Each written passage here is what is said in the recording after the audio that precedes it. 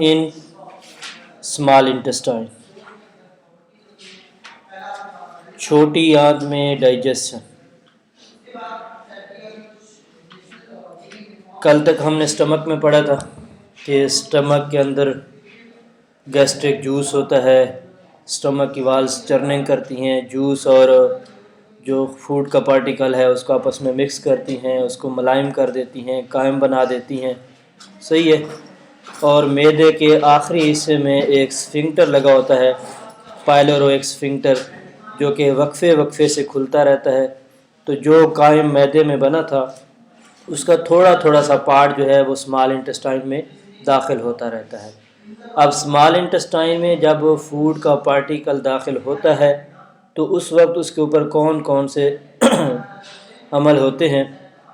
Small intestine in main consist of duodenum, jejunum and ileum. سب سے پہلے کہ معدے کے بعد جو اسمال انٹسٹائن سٹارٹ ہوتی ہے، اس اسمال انٹسٹائن کو 3 حصوں میں ڈیوائیڈ کیا گیا ہے.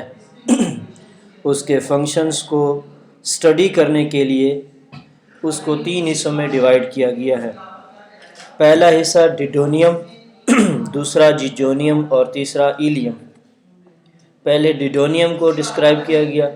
ڈیڈونیم is about 20 to 25 centimetre long.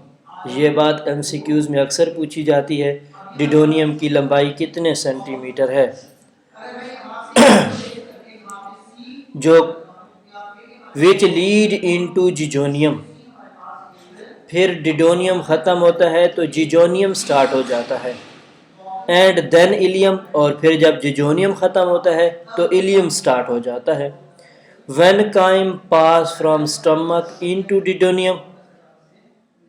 جب کھانے کا ٹکڑا معدے سے داخل ہو جاتا ہے کس میں؟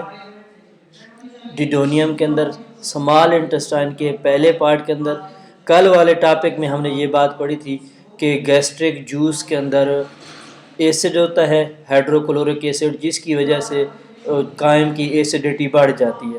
تو مطلب قائم کا جو پارٹیکل ڈیڈونیم میں داخل ہو رہا ہے اس کی ایسیڈیٹی زیادہ ہوتی ہے.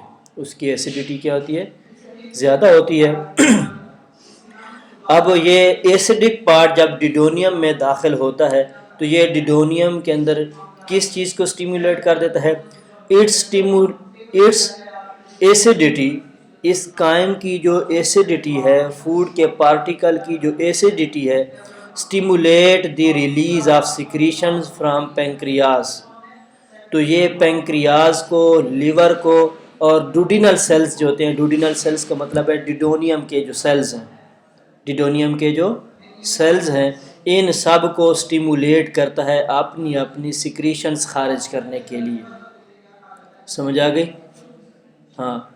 اب ڈیڈونیم کے اندر فوڈ کا پارٹیکل سٹمک سے انٹر ہوا، اس کی ایسیڈیٹی زیادہ تھی. ایسیڈیٹی زیادہ ہونے کی وجہ سے 3 قسم کے سیلز کو سیکریشنز کی سٹیمولیشن ملی ہے. ڈیڈونیل کے سیلز جو تھے، اس کے علاوہ جو پینکریاز تھا اس کو بھی سٹیمولیشن مل گئی ہے، اور ایسیڈیٹی کی وجہ سے لیور کو بھی سٹیمولیشن مل گئی ہے کہ اس نے اپنی سیکریشن خارج کرنی ہے. پینکریاز. اب ان تینوں کو علیحدہ علیحدہ الیبوریٹ کیا گیا ہے کہ پینکریاز میں سے کون کون سی چیز سیکریٹ ہو کے باہر آتی ہے اور کیا کرتی ہے. اسی طرح پھر لیور میں سے کیا ہوتا ہے، اور ڈیڈونیل سیلز میں سے کون سی چیز سیکریٹ ہوتی ہے. Pancreas is a large gland whose exocrine tissue. Pancreas کی پہلی بات تو یہ کہ یہ سب سے بڑا گلینڈ ہے. پینکریاز سب سے بڑا گلینڈ ہے. باڈی کے سب سے بڑے گلینڈ کا نام کیا ہے؟ اکثر یہ سوال پوچھا جاتا ہے بورڈ کے پیپرز میں، وائواز میں بھی پوچھا جاتا ہے. اور دوسری اس کی بات کہ یہ ایکسوکرائن ٹیشو ہے. پچھلے جو ہم ٹیشو پڑھ رہے گلینڈز پڑھ رہے تھے ان میں ہم نے پڑھا تھا کہ وہ سارے اینڈوکرائن ہیں. اینڈوکرائن ہم نے کہا تھا، یا بک میں ہم نے پڑھا تھا ڈکٹ لیس، مطلب ایسے ہارمونز جو گلینڈز میں پیدا ہوتے ہیں اور ان کی کوئی اپنی نالی نہیں ہوتی جس میں سے وہ ٹرانسپورٹ کرتے ہیں، بلکہ پیدا ہوتے ہی وہ خون میں شامل ہو جاتے ہیں اور خون ان کو ٹارگٹ سائٹ پہ لے جاتا ہے۔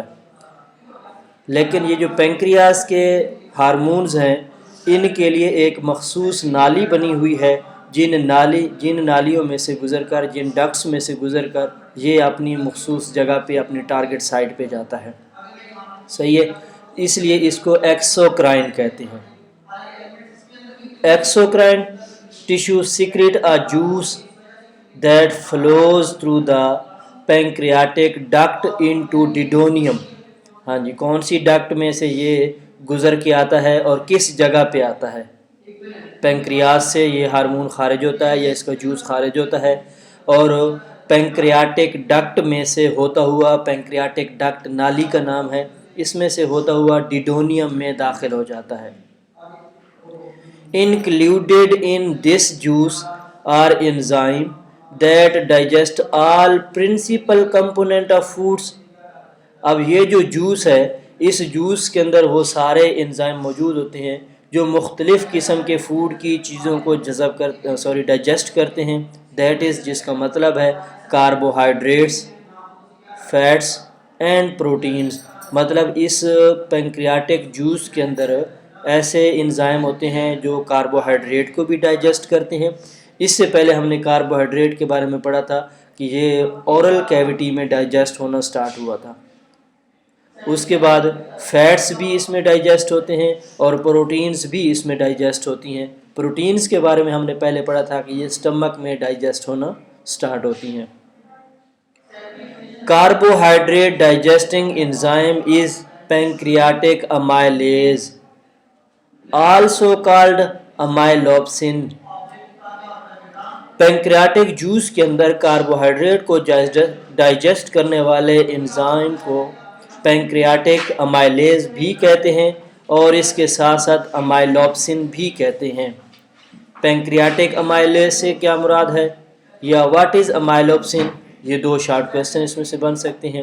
وچ ڈائجسٹ اسٹارچ انٹو مالٹوز، اور یہ انزائم جو ہے یہ سٹارچز کو مالٹوز میں کنورٹ کرتا ہے۔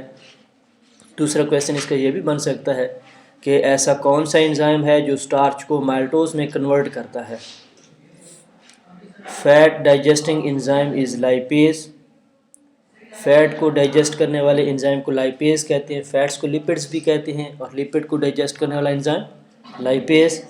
دیٹ ہائیڈرولائزز، جو کہ اس کو ہائیڈرولائز کرتا ہے، توڑتا ہے، اس کی بریک ڈاؤن کرتا ہے، a small percentage of fats into fatty acid and glycerol۔ تھوڑی سی مقدار میں یہ فیٹس کو فیٹی ایسڈ اور گلیسرول میں کنورٹ کر دیتا ہے، جیسا کہ دوسرے چیپٹر میں آپ لوگوں نے پڑھا تھا کہ فیٹی ایسڈ اور گلیسرول مل کر فیٹس بناتے ہیں، تو یہاں پہ فیٹس کو توڑ کر فیٹی ایسڈ اور گلیسرول بنائے جا رہے ہیں۔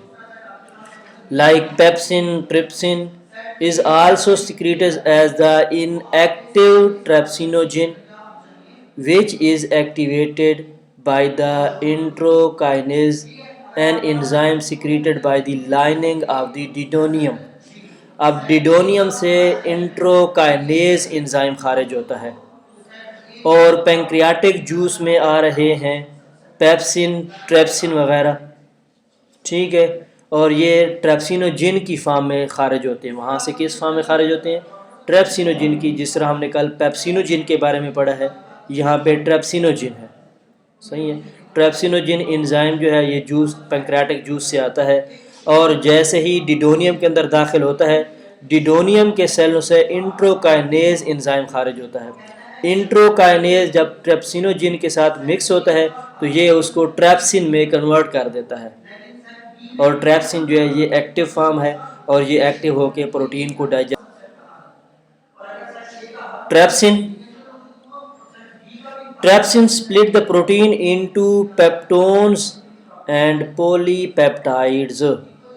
پروٹین امینو ایسڈز کی بنی ہوتی ہیں، جب بہت سارے امینو ایسڈ آپس میں جڑ جاتے ہیں تو پولی پیپٹائڈ کہلاتے ہیں، کیونکہ دو امینو ایسڈ کے درمیان جو بانڈ بنتا ہے اس کو ہم پیپٹائڈ بانڈ کہتے ہیں۔ تو جب بہت سارے امینو ایسڈ آپس میں جڑ جاتے ہیں تو اسے کیا کہیں گے؟ پولی پیپٹائڈ کہیں گے۔ پولی پیپٹائڈ یہ پروٹین کا سمپل سٹرکچر ہے۔ کون سا سٹرکچر ہے؟ سمپل سٹرکچر ہے۔ تو یہ پروٹین کو مطلب سمپل سٹرکچر میں کنورٹ کرتی ہے، کمپلیکس سٹرکچر سے سمپل سٹرکچر میں، یا دوسرے الفاظ میں ہم کہیں گے کہ یہ پروٹین کو ڈائجسٹ کر کے توڑ دیتی ہے۔ Pancreatic juice also contain the sodium bicarbonate which partially neutralize the chyme coming from the stomach۔ معدے سے جو فوڈ کا پارٹیکل جو قائم کا حصہ ڈیڈونیم میں داخل ہوا تھا وہ ایسیڈک تھا، اس ایسیڈیٹی کی وجہ سے یہ ساری سیکریشن سٹیمولیٹ ہوئی تھی، لیکن بعد میں جو پینکریاٹک جوس ہے اس میں سوڈیم بائی کاربونیٹ آتا ہے جو اس کی ایسیڈیٹی کو کچھ نیوٹرلائز کر دیتا ہے، مطلب کم کر دیتا ہے۔ This is necessary because enzyme of the pancreas do not work well in acid condition۔ جی، اس کی ایسیڈیٹی کو کم کیوں کیا جاتا ہے؟ اس کی ایسیڈیٹی کو کم اس لیے کیا جاتا ہے کیونکہ وہ انزائم جو پینکریاس سے خارج ہوتے ہیں وہ ایسیڈک کنڈیشن میں صحیح طریقے سے کام نہیں کر سکتے۔